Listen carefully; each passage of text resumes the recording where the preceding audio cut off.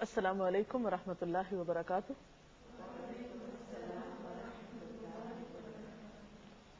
نحمده ونصلي على رسوله الكريم، اما بعد فاعوذ باللہ من الشیطان الرجیم، بسم اللہ الرحمن الرحیم۔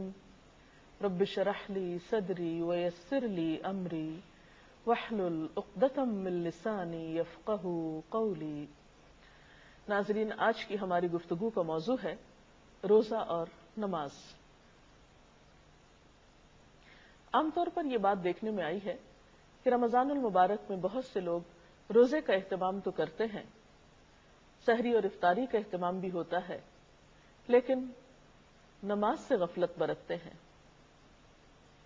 حقیقت یہ ہے کہ جس طرح روزہ اہم ہے، اسی طرح نماز بھی اہم ہے۔ روزہ اگر فرض عبادت ہے تو نماز بھی ایک فرض عبادت ہے۔ رمضان سال میں ایک مرتبہ آتا ہے تو نماز دن میں 5 دفعہ ادا کرنے کا حکم ہے۔ نماز اللہ سبحانہ وتعالی سے ملاقات کا ذریعہ ہے، اپنی محبت کے اظہار کا ذریعہ ہے، اپنی اطاعت کے اظہار کا ذریعہ ہے۔ نماز کے بغیر دین مکمل نہیں ہوتا۔ نماز دین کی بنیاد ہے۔ نماز کو چھوڑنا دین کی بنیادوں کو ہلا دینا ہے۔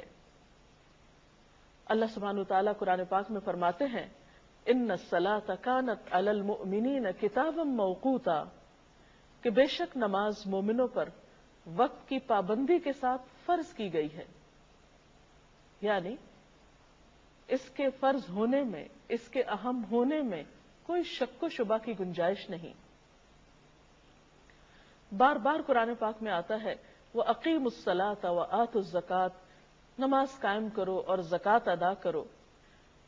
اگر قرآن پاک پر غور کیا جائے تو ہم دیکھتے ہیں کہ شاید ہی نماز سے زیادہ کسی اور چیز کے بارے میں اتنا تاکیدی حکم دیا گیا ہو یا اتنی زیادہ تکرار ملتی ہو۔ نماز دراصل ہمارے روزمرہ ہونے والے گناہوں کے کفارے کا بھی ذریعہ ہے۔ حقیقت یہ ہے کہ ہم سب انسان کسی نہ کسی طرح غلطی کر بیٹھتے ہیں، کوئی نہ کوئی گناہ ہم سے سرزد ہو جاتا ہے، لیکن جب ہم نماز پڑھتے ہیں تو ساتھ ساتھ گناہوں کی صفائی ہوتی چلی جاتی ہے۔ اس کے بارے میں ایک حدیث میں آتا ہے، حضرت ابو ہریرہ کہتے ہیں کہ نبی صلی اللہ علیہ وسلم نے فرمایا کہ تمہارا کیا خیال ہے کہ اگر تم میں سے کسی کے دروازے پر نہر بہتی ہو اور وہ اس نہر میں ہر روز 5 مرتبہ نہائے تو کیا اس کے بدن پر کوئی میل کچیل باقی رہ جائے گا؟ صحابہ کرام نے عرض کیا، نہیں، کسی قسم کا میل کچیل باقی نہیں رہے گا۔ تو آپ صلی اللہ علیہ وسلم نے فرمایا، یہی 5 نمازوں کی مثال ہے۔ اللہ تعالیٰ ان نمازوں کے ذریعے گناہ مٹا دیتا ہے۔ تو گویا دن میں 5 مرتبہ پاک صاف ہو کر اللہ پاک کے حضور حاضر ہونا انسان کی گناہوں کی معافی کا ذریعہ بھی ہے، اور انسان کے دل پر جو بوجھ آ جاتا ہے ان گناہوں کے ذریعے اس کو اتارنے کا سبب بھی ہے۔ پھر خاص طور پر مرد حضرات اگر مسجد میں جا کر نماز پڑھتے ہیں تو اس کا اجر و ثواب اور بھی زیادہ ہے۔ اللہ سبحانہ وتعالی ان کو اپنے ملاقاتی قرار دیتے ہیں۔ حضرت سلمان سے روایت ہے، نبی اکرم صلی اللہ علیہ وسلم نے فرمایا، جس نے اپنے گھر میں اچھی طرح وضو کیا اور پھر وہ مسجد میں آیا، وہ اللہ تعالیٰ کا ملاقاتی ہے، اور میزبان کے لیے ضروری ہے کہ وہ اپنے ملاقاتی کی عزت کرے۔ یعنی ایسے لوگ عزت کے مستحق ہیں جو خاص طور پر مسجد میں نماز کا اہتمام کرتے ہیں۔ رمضان المبارک میں فرائض کے علاوہ خاص طور پر قیام اللیل کی بہت تاکید ملتی ہے۔ حدیث پاک میں آتا ہے، من قام رمضان ایمانا و احتسابا غفر له ما تقدم من ذنبه، جس نے رمضان میں ایمان اور احتساب کے ساتھ، یعنی خالص نیت کے ساتھ اور اللہ تعالیٰ سے اجر و ثواب کی نیت کے ساتھ رات کو قیام کیا، یعنی تراویح نماز ادا کی، تو اس کے پچھلے گناہ معاف کر دیے جائیں گے۔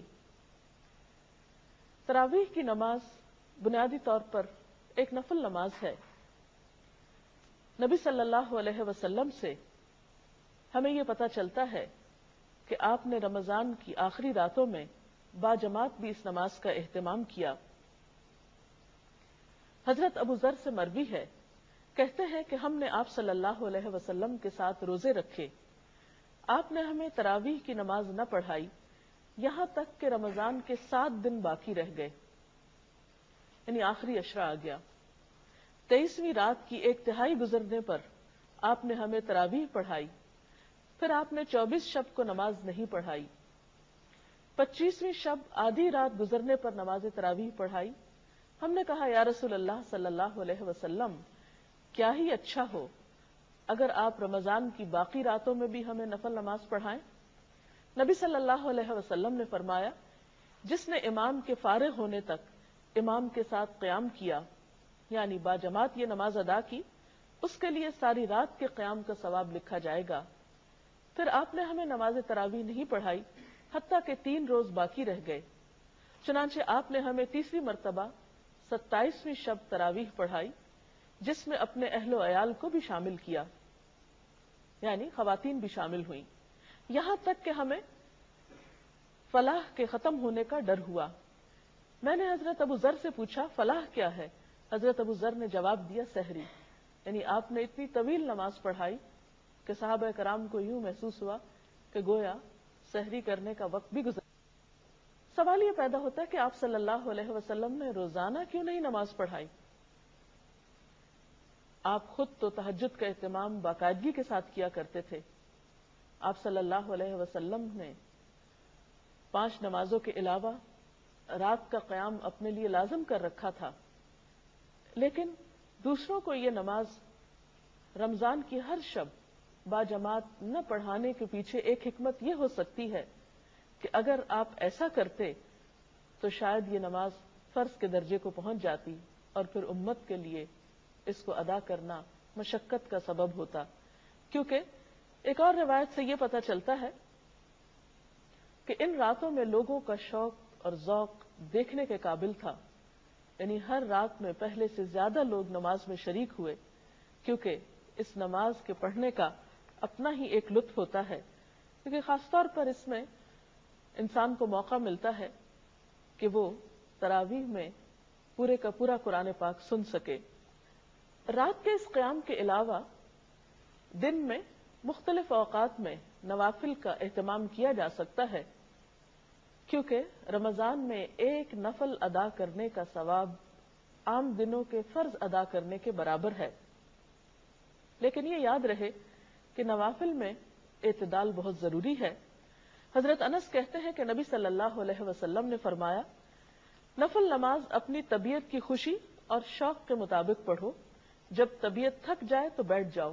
اس سے یہ بھی پتہ چلتا ہے کہ نفل نماز بیٹھ کر بھی ادا کی جا سکتی ہے اور جتنی کسی کی استطاعت ہو اس کے مطابق۔ حضرت عائشہ کہتی ہیں کہ نبی صلی اللہ علیہ وسلم نے فرمایا، اپنی ہمت کے مطابق عبادت کرو، اللہ تعالیٰ کبھی نہیں تھکتا، یعنی وہ اجر دینے سے نہیں تھکتا جبکہ تم تھک جاتے ہو، یعنی ایسا نہ ہو کہ تم ایک کام شروع کرو اور اتنا زیادہ شروع کر دو کہ پھر اس کو نبھا نہ سکو، تو یہ عمل پسندیدہ نہیں۔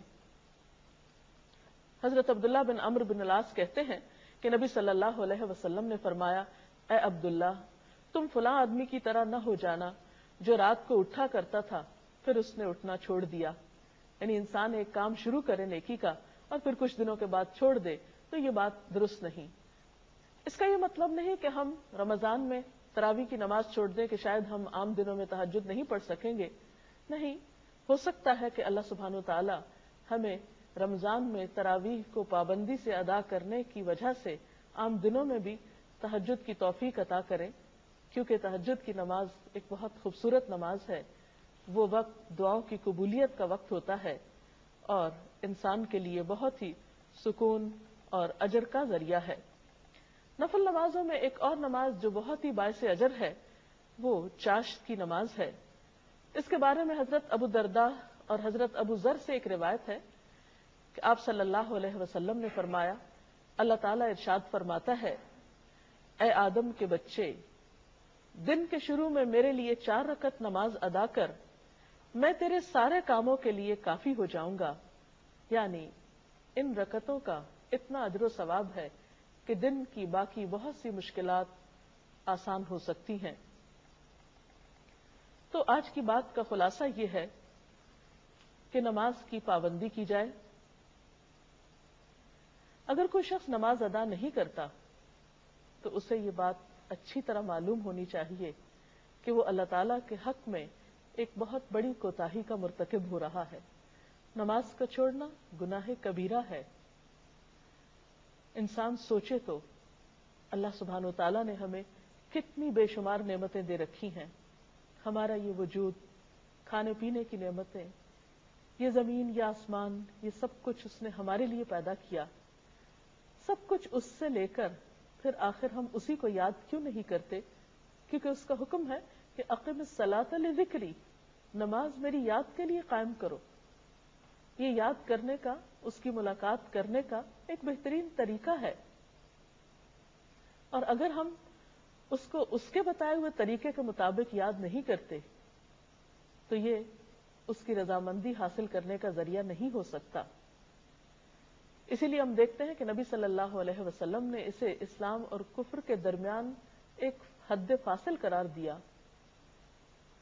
پھر اسی طرح آپ نے اسے دین کا ستون قرار دیا۔ پھر اسی طرح ہم دیکھتے ہیں کہ قرآن پاک میں نماز نہ پڑھنے والوں کے لیے بہت وعید آئی ہے۔ اللہ تعالیٰ کا ارشاد ہے کہ فی جنات یتساءلون عن المجرمین، یعنی جنت میں جب اہل جنت پہنچ جائیں گے تو وہ مجرموں سے سوال کریں گے، ما سلککم فی سقر، تمہیں جہنم میں کیا چیز لے گئی؟ قالوا، وہ کہیں گے، لم نک من المصلین، ہم نماز پڑھنے والوں میں سے نہ تھے، ولم نک نطعم المسکین، اور ہم مسکین کو کھانا نہیں کھلاتے تھے، وکنا نخوض مع الخائضین، اور ہم بحثیں کرنے والوں کے ساتھ مل کر بحثیں کرتے تھے۔ ہمیں سوچنا چاہیے کہ کہیں ہم تو ایسے لوگوں میں شامل نہیں کہ جو اللہ تعالیٰ کے حقوق بھی پامال کرتے ہوں اور دوسری طرف بندوں کا بھی خیال نہ کرتے ہوں اور محض باتیں ہی بنانا جانتے ہوں، کیونکہ کوئی بھی کام محض باتیں کرنے سے نہیں ہوا کرتا جب تک کہ عملی طور پر کوشش نہ کی جائے۔ اور یہ بات بھی یاد رہے کہ قیامت کے دن پہلا سوال نماز کے بارے میں ہوگا۔ اگر پہلے ہی سوال میں فیل ہو گئے تو باقی چیزوں کا کیا ہوگا؟ اس لیے ہم سب کے لیے یہ بات ضروری ہے کہ ہم رمضان کو ایک بہترین موقع جانتے ہوئے اپنے آپ کو نماز کا پابند بنائیں، کیونکہ روزہ ہمیں ایک ایسی فضا مہیا کرتا ہے، ہمیں روحانی طور پر ایسی طاقت عطا کرتا ہے کہ جس میں ہمارے لیے یہ بات آسان ہو جاتی ہے کہ ہم اللہ تعالیٰ کی طرف رجوع کریں۔ مثلا یہ کہ عام طور پر اگر صبح کے وقت اٹھنا مشکل لگتا ہے تو رمضان میں سحری کے لیے تو اٹھا ہی جاتا ہے۔